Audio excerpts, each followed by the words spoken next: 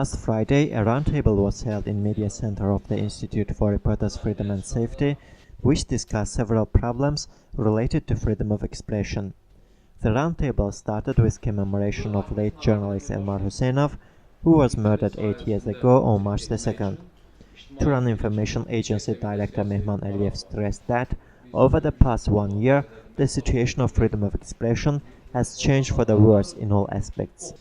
During this period, we have seen increased attempts to undermine economic grounds of media organizations and paralyze the distribution of newspapers, increased violence against journalists, huge penalties against independent media outlets, and increased attempts to control the internet, said Aliyev.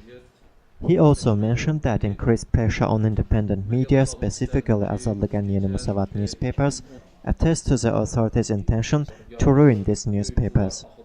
Newly installed press kiosks look like mini stores rather than booths. These kiosks do not sell independent newspapers, stressed Aliyev. He also underlined that press council support for the regulation of the internet was a serious threat to freedom of expression. Azadliq newspaper deputy editor Rahim Ajev spoke about the pressure that the newspaper faced.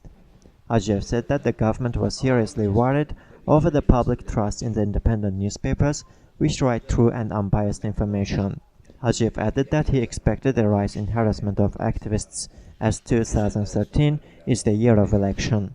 He suggested creation of a special group to protect the freedom of expression.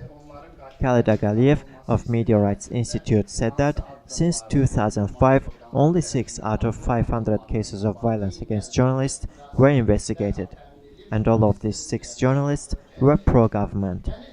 In the past 8 years, 160 journalists were subjected to criminal liability. Half of these journalists were arrested, and the other half were sentenced to corrective labor. As of 2010, a new trend was started.